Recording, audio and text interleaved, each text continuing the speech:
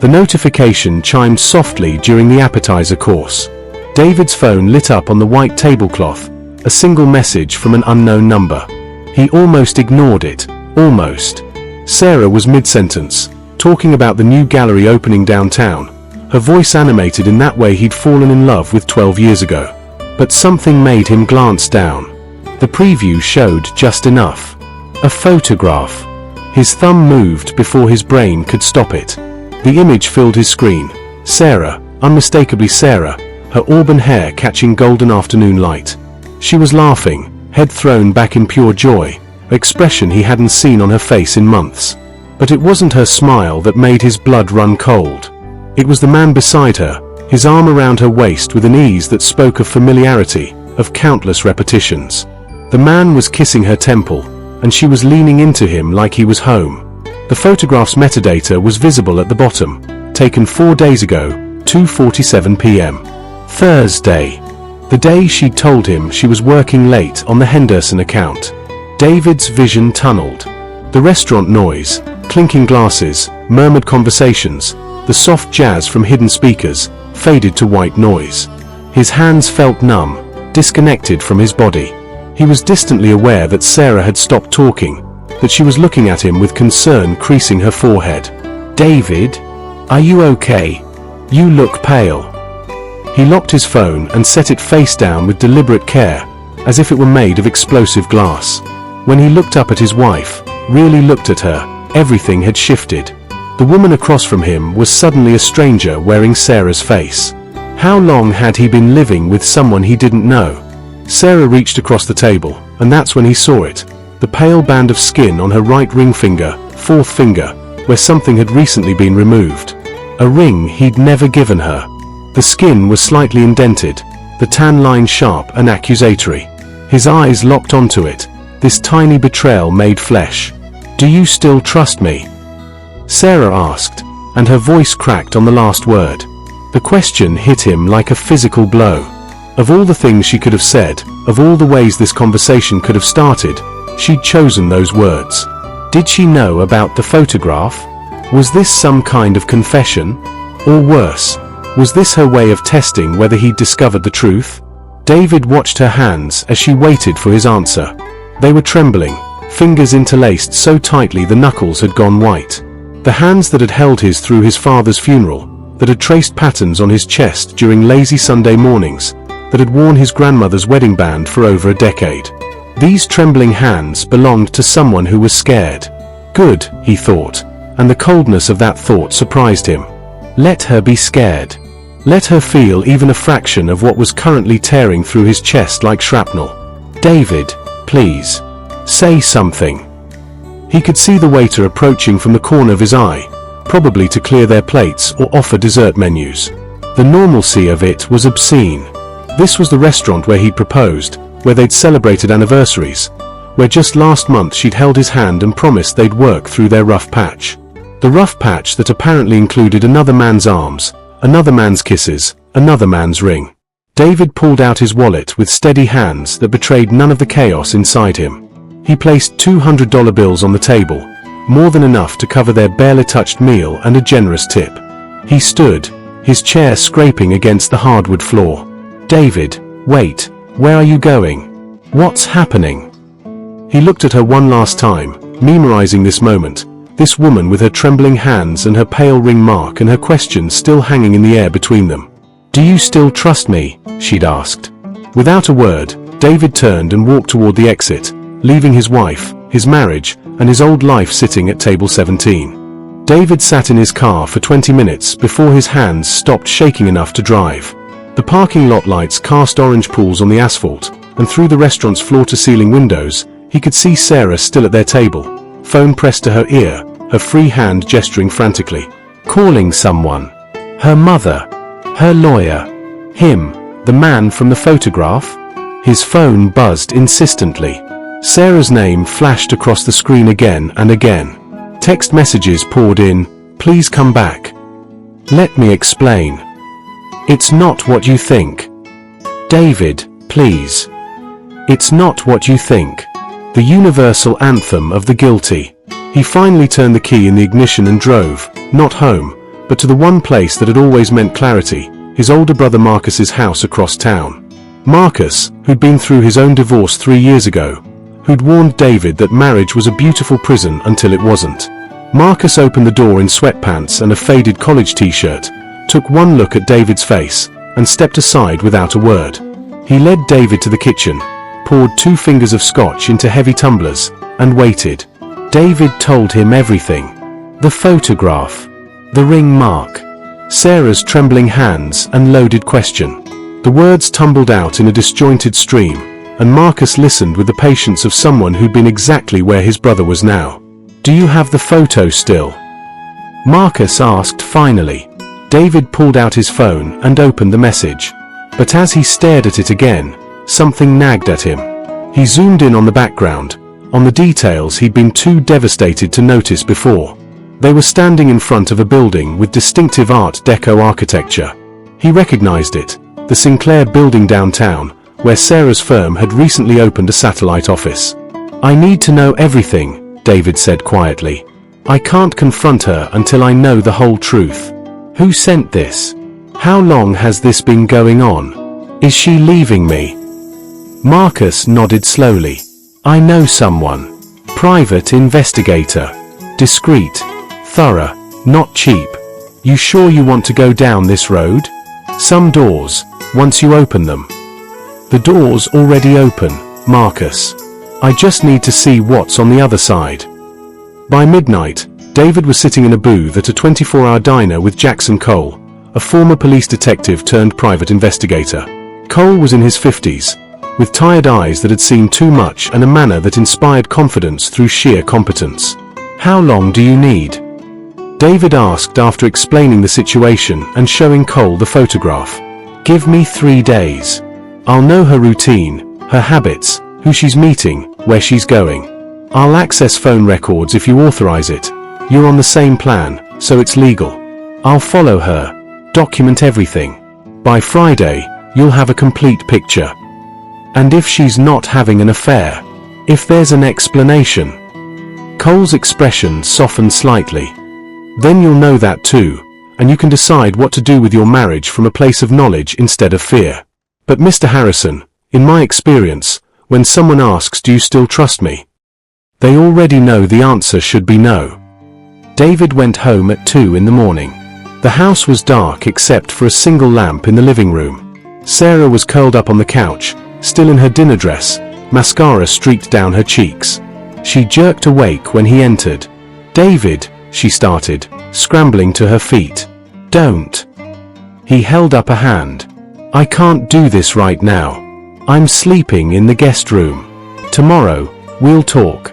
Tonight, I need to be alone. Please, just let me."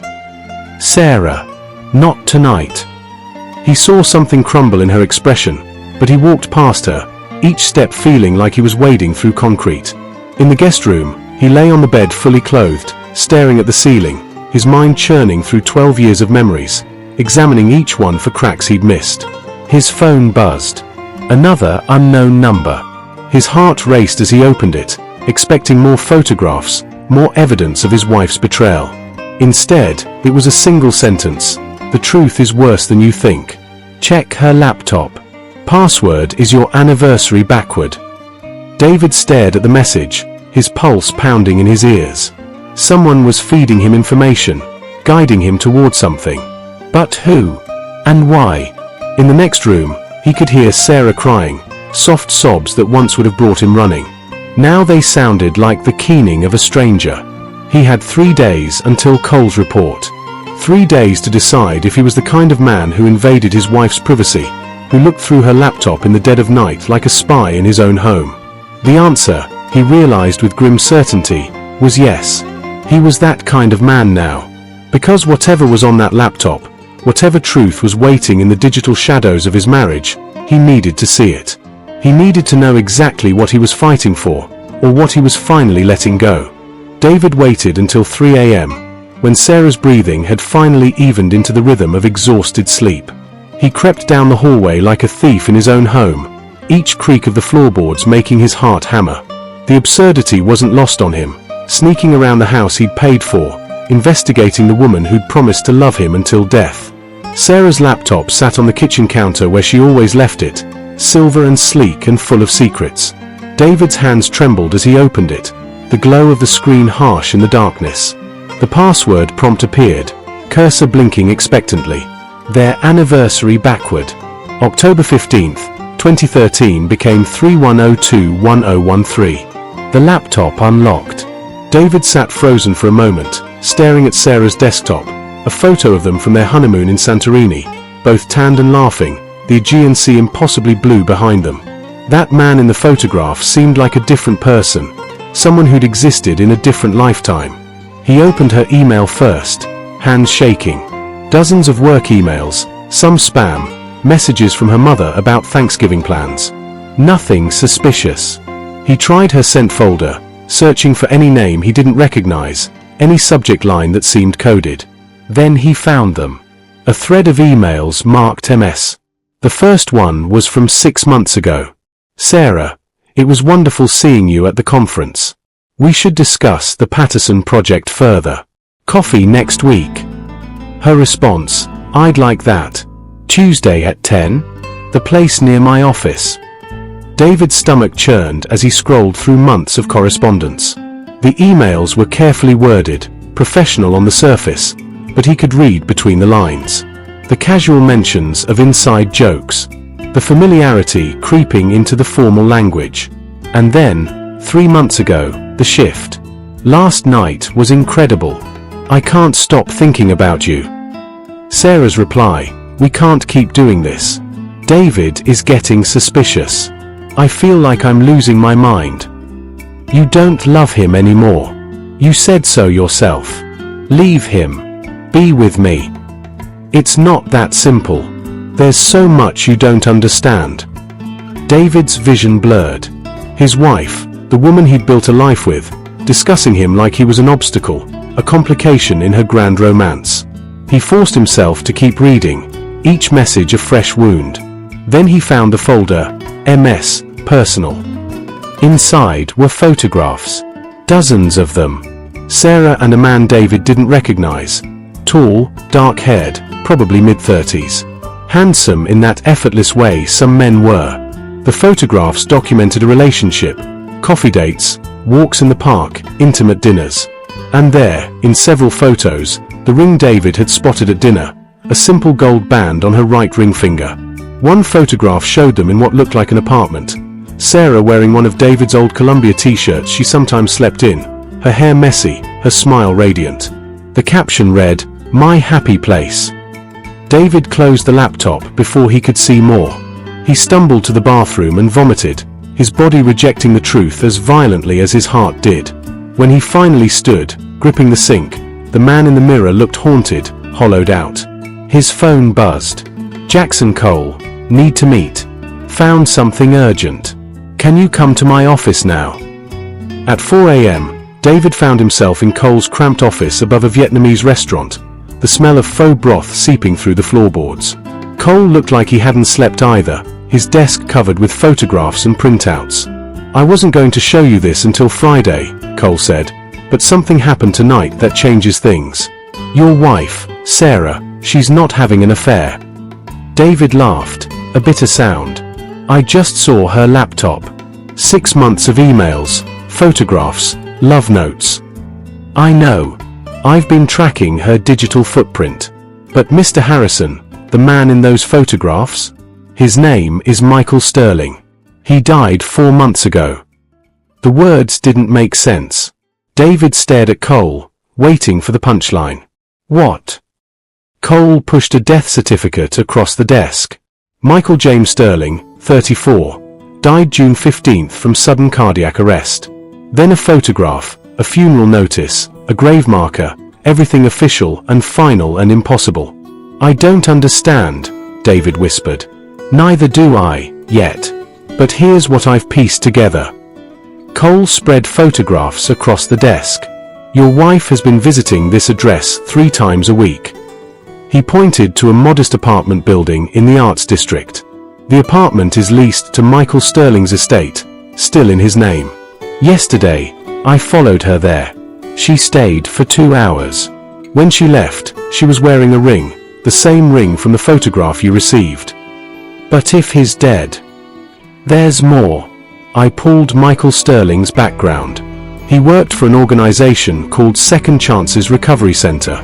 It's a residential facility for people with dissociative disorders and memory loss. Your wife was a patient there, Mr. Harrison. 7 years ago, before you met her. David felt like the floor was tilting. That's impossible. I know everything about Sarah's life before me. Her college years, her first job, her family. Do you? Cole's question hung in the air. Or do you know the story she's told you? He pushed another document forward, a medical record with Sarah's name, dated 8 years prior. Admitted for treatment following a traumatic event. Multiple personality disorder, now called dissociative identity disorder. Treated by Dr. Michael Sterling, the facility's chief psychologist. The man in those photographs isn't her lover, Cole said quietly. He was her doctor. And from what I can piece together, there's an alter, another personality, that was in love with him. An alter that might not know he's dead. David's entire world shifted on its axis. The trembling hands. The question about trust. The ring that appeared and disappeared. Sarah wasn't cheating. Sarah was fragmenting. The person who sent you that photograph, Cole continued. I traced the number. It was sent from your wife's own phone, but the metadata suggests she was asleep when it was sent. Someone else used her phone. Someone else wanted you to know. You're saying? I'm saying your wife isn't hiding an affair. She's hiding a war inside herself. And whoever sent you that photograph, whatever part of her consciousness did that, they're trying to tell you she needs help. David sat in stunned silence, memories reshuffling themselves into new patterns. The night Sarah had no memory of their arguments. The time she'd looked at him with momentary confusion, as if surprised to find him there. The way she'd sometimes dressed differently, talked differently, seemed different in ways he'd attributed to mood or stress. What do I do? He whispered. You talk to her. The real her. And you both get professional help. This isn't about trust or betrayal anymore, Mr. Harrison. This is about your wife fighting a battle she can't even remember she's in. David drove home as dawn broke over the city, painting the sky in shades of pink and gold that seemed obscene in their beauty. Everything looked the same. The familiar streets, the coffee shop where he and Sarah grabbed lattes on weekends, the park where they'd walked their dog before cancer took him 2 years ago. But David was seeing it all through new eyes, each memory now suspect, each moment potentially shared with someone who wasn't entirely his wife. Sarah was awake when he arrived home, sitting at the kitchen table with a cup of untouched coffee. She'd changed into jeans and one of his old sweaters, and her face was bare of makeup, making her look younger, more vulnerable. When she saw him, relief and fear warred in her expression. I thought you'd left for good, she said quietly. David sat down across from her, the same table where they'd shared thousands of meals, made plans, discussed dreams. Now it felt like a negotiating table, the space between them vast and treacherous. I need you to tell me about Michael Sterling. The color drained from Sarah's face. Her hands started trembling again, and she grabbed the coffee mug as if to anchor herself. How do you? I know, Sarah. I know about the facility, the treatment, all of it. What I need is for you to tell me the truth. All of it. No more secrets. For a long moment, she said nothing. Then something shifted in her posture, a subtle change that David couldn't quite name. When she looked up, her eyes were different, harder, older, tired in a way Sarah's eyes never were. Hello, David. The voice was Sarah's, but the cadence was wrong, the intonation unfamiliar. I'm Claire. I sent you the photograph. David's heart hammered.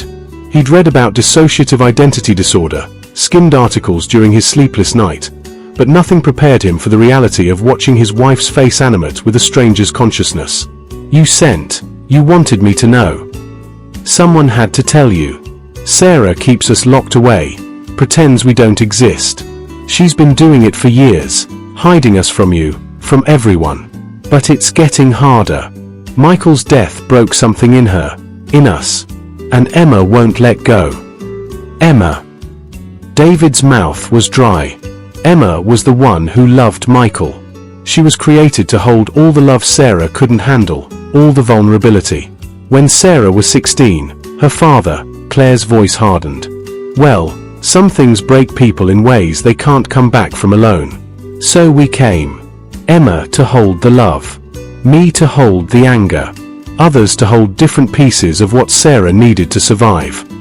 David felt like he was drowning. How many? Of us? 5 that we know of. Maybe more. Sarah, primary Sarah, the one you married, she doesn't remember most of us. She loses time, hours, or days, and explains it away. Stress, she tells herself. Working too hard. Not sleeping enough. But the truth is, she's been giving up control to us more and more, especially since Michael died. The ring, David said. The one I saw at dinner. Emma's ring. Michael gave it to her, to that part of Sarah, years ago, when she was in treatment. It was supposed to be a symbol of integration, of accepting all parts of herself. Emma wears it when she's out, when she's in control. She's been going to his apartment, sitting among his things, pretending he's just away. She can't accept that he's gone. And Sarah, my Sarah, does she know? Claire's expression softened slightly. She suspects. She knows something's wrong, knows she's losing time. That's why she asked if you trusted her. Deep down, some part of her knows she's not trustworthy right now, knows she's fragmenting, knows she's losing herself. She's terrified, David, of what she's becoming, of losing you. David's eyes burned with tears he refused to shed. Why tell me now? Why break it open like this? Because Emma's getting stronger. She's planning something. She's been stealing Sarah's medications, the ones that help with integration. She wants to take over completely, wants to live in Michael's world forever, even if he's not in it. And if she does that, the woman you married might never come back. The kitchen fell silent except for the hum of the refrigerator and the distant sound of morning traffic. David stared at this person who wore his wife's face but carried a stranger's soul. I want to talk to Sarah, he said finally. Can you? Can she? I'll try. Claire closed her eyes. For a moment, nothing happened. Then her shoulders relaxed, her breathing changed, and when she opened her eyes again, David saw his wife looking back at him. David. Sarah's voice cracked. What happened? Where did the time? She looked at the clock, at the sunlight streaming through the windows, confusion and fear playing across her features. It's morning. I lost the whole night again, didn't I? Sarah, I need you to listen to me. David reached across the table, taking her trembling hands in his. I know. About Claire, about Emma, about Michael Sterling. I know everything. She yanked her hands back as if burned, standing so abruptly the chair fell backward. No, that's not. I don't know what you're talking about. Sarah, please. Don't run from this. Don't run from me. You think I'm crazy. Tears spilled down her cheeks. You think I'm broken, damaged, insane. I think you're sick. I think you've been fighting this alone for too long, and it's killing you, killing us. But I'm here. I'm right here, and I'm not leaving. Sarah stood frozen, her breath coming in gasps, her whole body trembling. Then, like a puppet with cut strings, she collapsed. David caught her before she hit the floor, holding her as she sobbed, years of secrets and fear pouring out in wrenching cries. I'm so scared, she whispered against his chest. I'm so scared of disappearing, of becoming them, of losing everything that makes me me. I can feel them sometimes, David, feel them waiting to take over. And I can't stop them. I can't stop any of it. David held his wife, all of his wife, he realized, all the broken, beautiful pieces of her, and made a decision. This wasn't the marriage he'd signed up for. This was harder, stranger, more complicated than anything he'd imagined. But it was his marriage, and she was his wife, and he'd meant every word of those vows they'd spoken 12 years ago. Then we fight it together, he said. We get help. Real help. We find doctors, therapists, whatever it takes. And we fight. Sarah pulled back, searching his face. You really mean that? Even now that you know? Especially now that I know. Sarah, you asked me if I still trusted you. Here's my answer. I trust you enough to face this, whatever it is, wherever it leads. Do you trust me enough to let me help? For the first time in days, something like hope flickered in her eyes. Yes, she whispered. Yes. 3 months later, David sat in the waiting room of the Riverside Psychiatric Institute. The same magazines spread across the coffee table he'd memorized weeks ago. Dr. Chen's office was down the hall, where Sarah had been for the past 2 hours in intensive therapy. These sessions were the hardest, the ones where Dr. Chen worked directly with the alters, trying to facilitate communication, understanding, and eventually, integration. David's phone buzzed. Marcus, how's she doing today? Not sure yet, David typed back. It's a process. That had become his mantra over the past 3 months.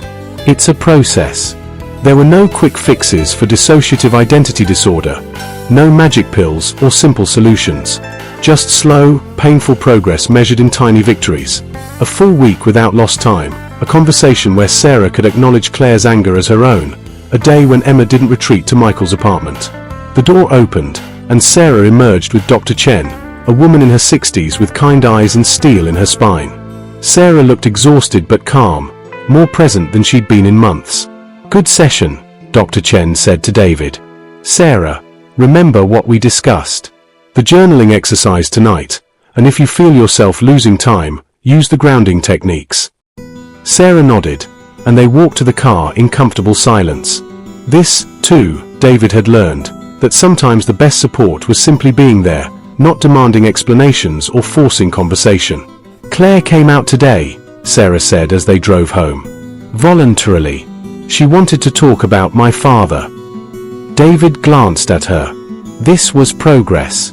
For weeks, Sarah had refused to acknowledge the alters as parts of herself, had talked about them as if they were separate people, invaders. Dr. Chen had gently but firmly pushed her toward acceptance, toward understanding that Claire's anger, Emma's love, all of it belonged to her. What did you say? Sarah smiled slightly at his correction. That I'm tired of carrying the anger alone. That maybe it's time to remember what happened, really remember, instead of locking it away in pieces. Dr. Chen thinks I'm ready to start trauma-focused work. Are you sure?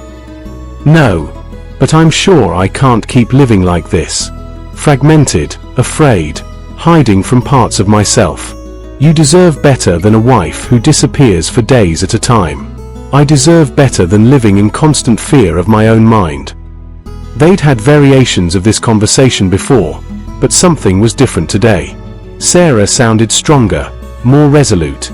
At home, David made dinner while Sarah worked on her journaling, a technique Dr. Chen had introduced to help all the alters communicate. Sometimes David would read the entries, with Sarah's permission, and see the different handwriting styles, the different voices, all sharing the same pages. Claire's angry scrawl, Emma's looping script, Sarah's precise print. A map of a mind trying to find its way back to wholeness. David. Sarah called from the living room. Can you come here? He found her sitting cross-legged on the couch, the journal open in her lap, a strange expression on her face. Emma wrote something. Sarah's voice trembled. She's ready to let go of Michael. She's ready to integrate. David sat beside her. Integration, the process of alters merging back into the primary personality, was the ultimate goal, but also terrifying. It meant losing the distinct identities, the separate consciousness. It meant Sarah would have to own all of Emma's feelings, all of her memories, including the love for Michael Sterling. How do you feel about that? Scared, relieved, grateful. Sarah wiped her eyes. Emma has been the hardest to understand. I've been so jealous of her, of this part of me that could love so purely while I was busy being practical and professional. But reading what she wrote, she's not my rival. She's the part of me that remembered how to trust after what my father did. Michael didn't create her, he just helped me find her again. She turned the journal so David could read Emma's final entry, written in that distinctive looping script. To whoever reads this, I loved Michael Sterling with everything I was, because I was created from love, born from Sarah's need to believe people could be good. Michael taught us, that trust isn't weakness. That vulnerability isn't danger. That love can exist without pain. David, if you're reading this, thank you. Thank you for staying when you could have left. Thank you for seeing Sarah, all of Sarah, and choosing us anyway. I'm ready to give her back what I've been holding. All the love, all the trust, all the hope. She needs it more than I do now. Michael is gone, but the lessons he taught us live on. I'm not disappearing. I'm coming home. David felt his throat tighten. When? Dr. Chen wants to do it in a controlled session next week.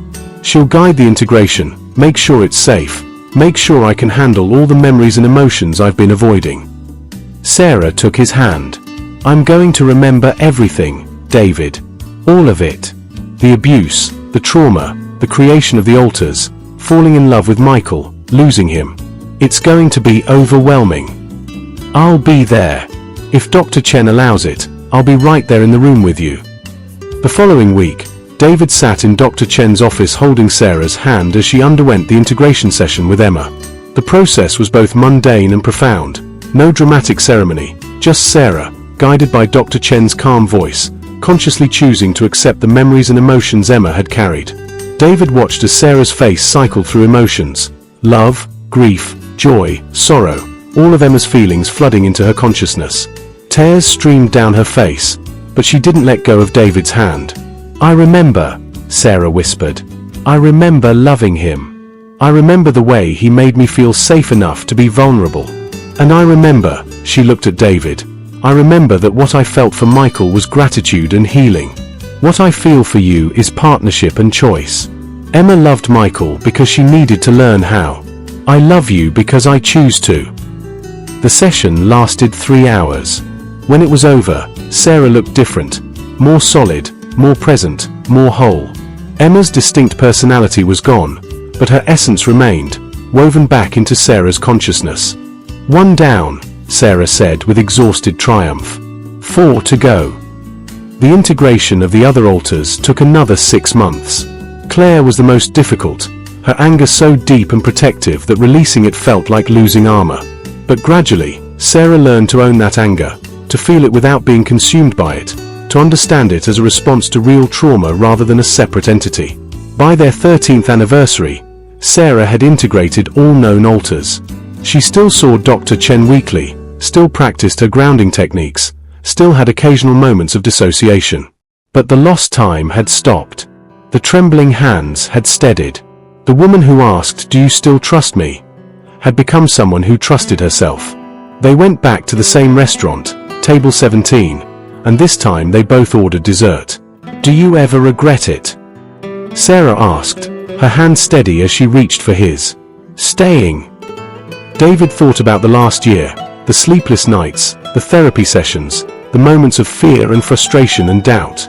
He thought about the man he'd been, walking out of this restaurant convinced his marriage was over, and the man he'd become, who'd learned that love wasn't about perfection but about choosing each other even in imperfection. "Not for a second," he said. "Do you?"